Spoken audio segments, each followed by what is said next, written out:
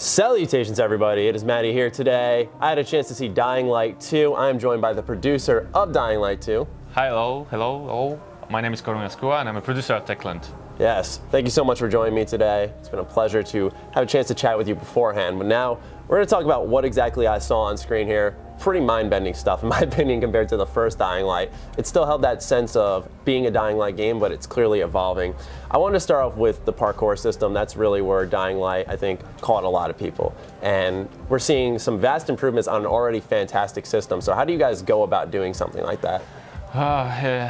We've learned a lesson about what was missing from the first original game, and we've doubled the number of parkour moves. So we are giving to the players the more freedom to express, to traverse to the city. Yes. We think that adding addition to the environment that help you traverse will be the thing that will change the parkour the players are moving through the city. Okay, too. yeah, because that was one thing I noticed was like there were parkour puzzles, there was more complex level design. So is that how you guys led to creating these new abilities to navigate the world? Those parkour puzzle is going to be there are places in the city that you have to mix all of your moves with your skills. Yes.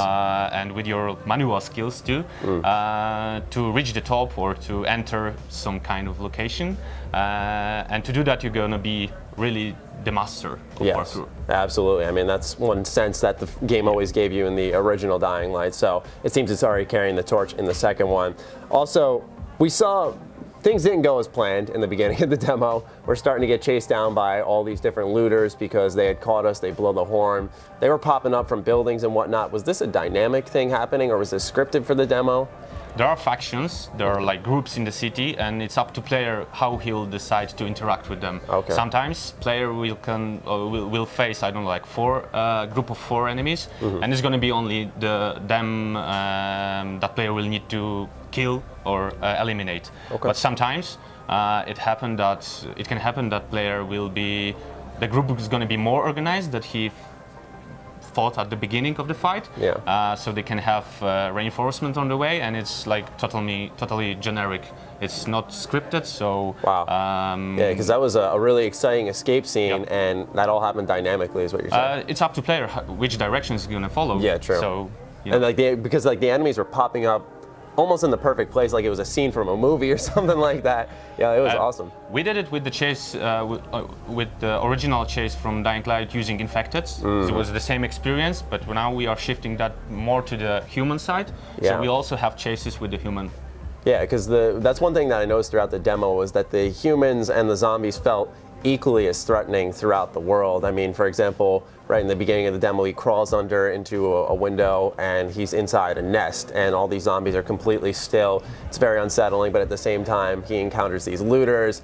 They're also a big threat. How do you go about balancing those two? So the day and night cycle was one of the three pillars of the original title. So we expanded upon, we added like new level of experience to it, and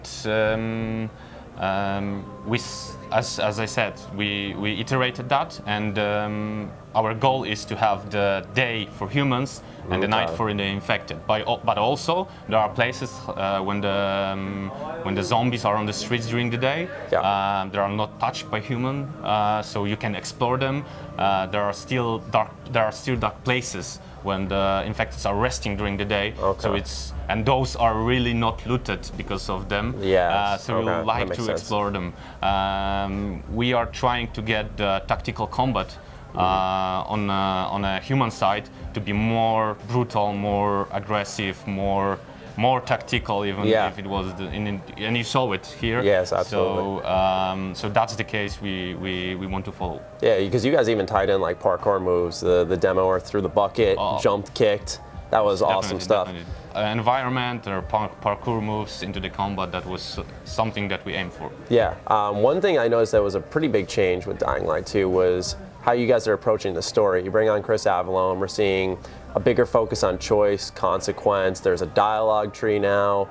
what made you guys want to take this series in this direction where you still have the Dying Light core, you know, the 3 pillars as you said, but now we're seeing the story take a big step forward, and we saw the choice and consequence on display where he either sided with the Peacekeepers or Joe and I forgot the other guy's name on the top of that Jack tower. and Joe. Jack and Joe, okay. Yeah, so what made you guys want to take the series in this direction?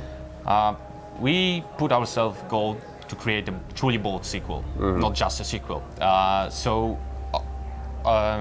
We started to expand each of those core mechanics of Dying Light, our DNA, like parkour, combat, and day and night cycle. But we also wanted to introduce something new, something fresh. People will find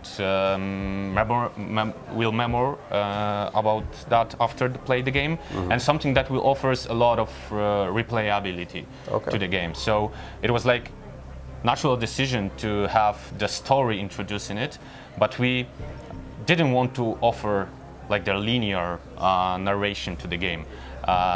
We think that having the narrative sandbox as one of the mechanic that player can express himself while playing is the direction we want to follow, and we are working with Chris Savalon, and not only him, because the whole narration team is tripled in size comparing to the original game.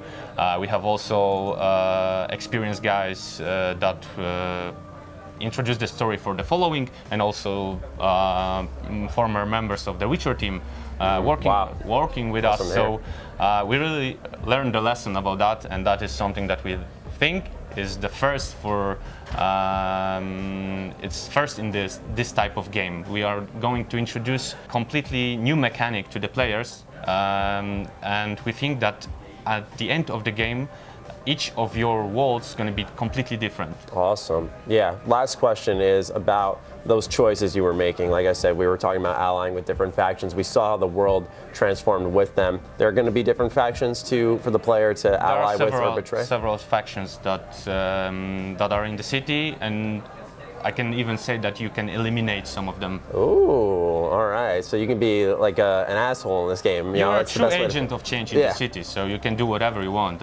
Okay, because that's the thing with these games that make choice and consequence. They always let you be the good guy, but then you can't be the bad guy. There's never an easy choice in Dying Light 1. Sometimes you can make a choice and don't even know the results, like just after the choice is made. Sometimes you have to wait several hours in the game to see what the results is going to be. Absolutely. So it can surprise you. Oh, that's great to hear. Well, thank you so much for joining me. I really appreciate it. Thank you very much. Hope you guys enjoyed. If you have any more questions about Dying Light, fire away in the comments down below, and we'll catch you guys next time. Stay sexy, stay active. I love you all. Peace. Bye.